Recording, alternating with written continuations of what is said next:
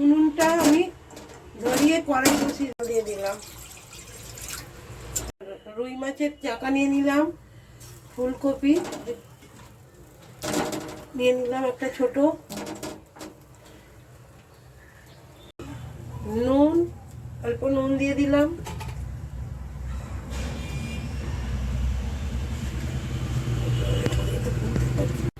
অল্প হলুদ দিয়ে দিলাম। এবার আমি ঢাকা দিয়ে সেদ্ধ করে নেব।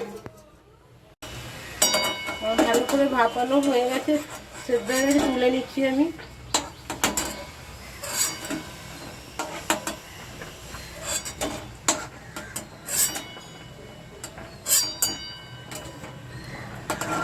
মাছটাও আমার সেদ্ধ হয়ে গেছে, তুলে নিলাম। এই সরষের তেল দিয়ে দিলাম, দিয়ে দিলাম অল্প একটু কালো জিরে দিয়ে দিলাম। কালো জিরে,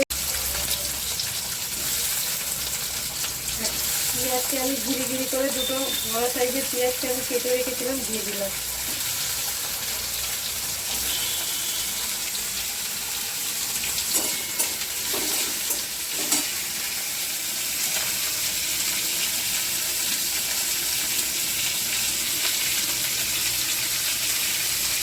চার ছটা চিংড়ি মাছ ছিল আমার কাছে, দিয়ে দিলাম।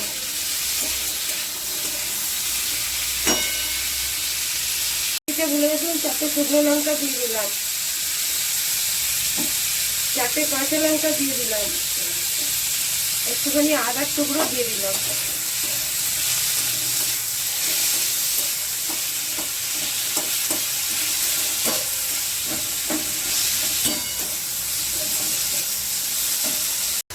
মাছটা থেকে আমি কাঁটাটা বেছে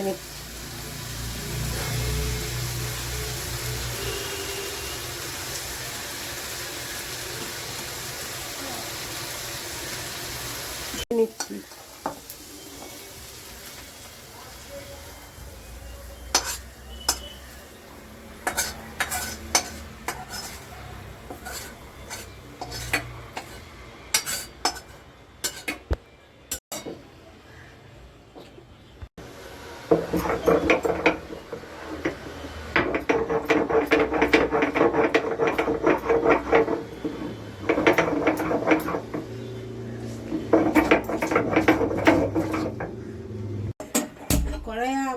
আবার কড়াইটা জেলে দিলাম, দিয়ে দিলাম বেশি করে।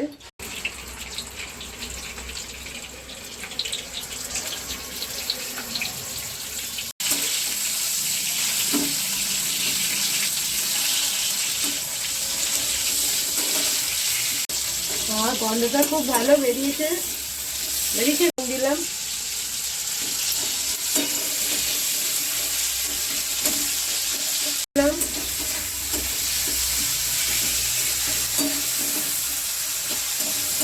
দিয়ে দিলাম,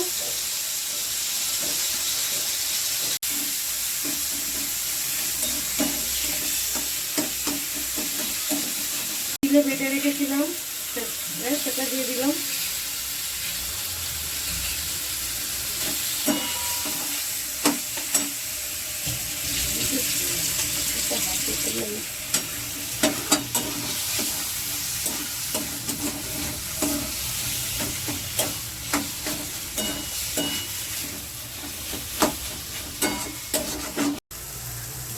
কিছুটা কুচানো ধনে পাতা দিয়ে দিলাম,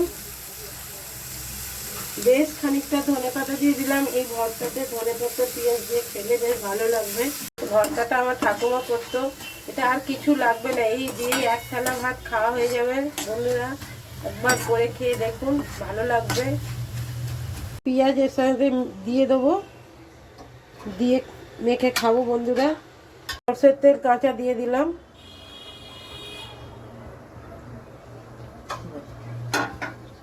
কিছু কুচনো পেঁয়াজ দিয়ে আমি আবার একটু ভালো করে মেখে নিচ্ছি।